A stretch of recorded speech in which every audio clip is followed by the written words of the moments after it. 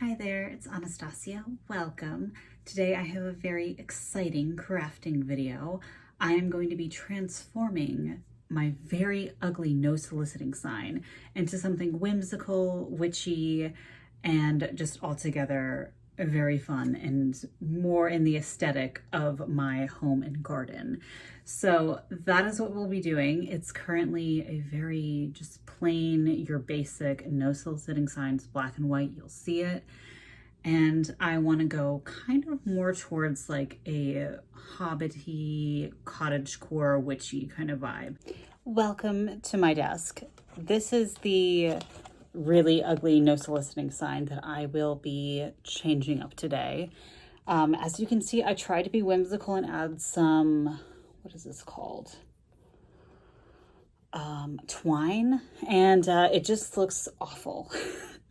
So I will be taking the twine off, and I will be first painting the sign white so that we have a nice base to go off of. And I think what I want to do is paint it either brown, purple, or green. I'm thinking probably either brown or like a lavender color so that I can do maybe like an ivy border. And I really want to add spiders because here's the thing.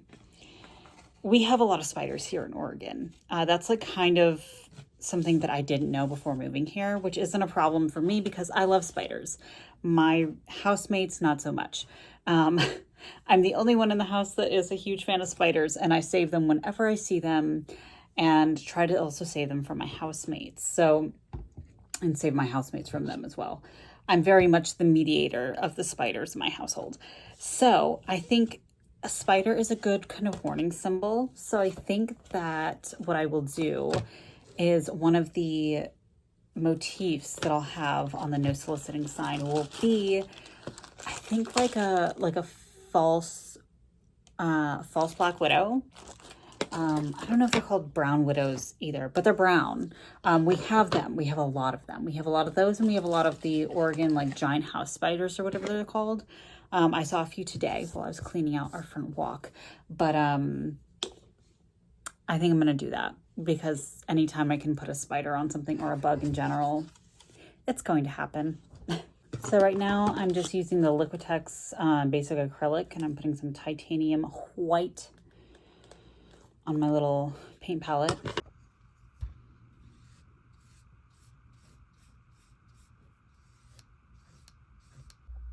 Okay, so the first coat of paint is on. I know it looks kind of like crap, but trust the process. That's like the most important thing with art, is that you need to stick with it, trust the process, even though in the middle of it, it might look like a 5-year-old did it with their eyes closed. So very evidently, it's a few hours later. I had to let this dry and it took a while. So this is what it currently looks like, and we are going to add the base coat, or probably the only coat, of the color that it's actually going to be. And I think I'm going to go with purple, but I'm going to mix it with some white and make it a bit thicker. I was almost debating on making this pink because we have a lot of pink flowers in the front. But I think purple will go a lot nicer with our house. Our house is like, it's gray, but it's almost a purple blue gray. So I think that this will go nicely with the house. And it'll be a little bit more neutral for the different seasons, because I'm very much a seasonal decorator. So I like certain things in the spring and certain things in the autumn, and we're only going to have one no soliciting sign. I'm not planning on making one for every season. So now that I have the center painted this purple color, I'm going to take the original purple. I'll show you. That's the color I mixed up from the purple and white, and then I have the original purple, and I'm going to start putting the purple on the outside. And then what I do is basically mix them together until they form a gradient. So here is what it now looks like. You can see the kind of gradient effect that I've done. It's a little bit messier than maybe it should be, but I like it.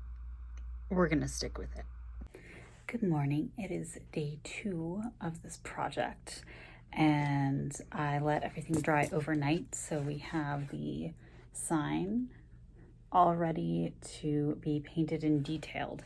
But before I put anything on here, I'm going to draw out my design, kind of more of a draft, on a piece of paper so that I can space it correctly, because I'm not going to pencil in on this. So I'm going to trace the sign out.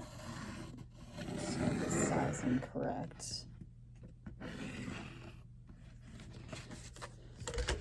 Like so. Soliciting. So that's kind of what it's going to be. Now I'm going to stylize the letters to how I want it to look. Okay, so here's the draft. So I think I'm going to make this a little bit bigger, and then we'll have the spider and some like vines. I think I'm going to do like ivy vines and then like maybe flowers or stars around it. So here is the base coat of white for the text in the spider, and then once that dries we will add all the detail. I'm not quite done with the design yet and all the details, but I did the spider and I'm so excited about it. So here's so far. Look. It's a little false black widow. I think that I'm gonna make flowers of bittersweet nightshade around, because they're also kind of like a warning plant and they're really pretty and I find them everywhere here. So I think that that's what I'm gonna do. Are we ready for the big reveal? Here it is. I added the nightshade and the spider is all done, and I added a lot of purple dots. I didn't have them originally, but I was like, I really want them, so I added those in.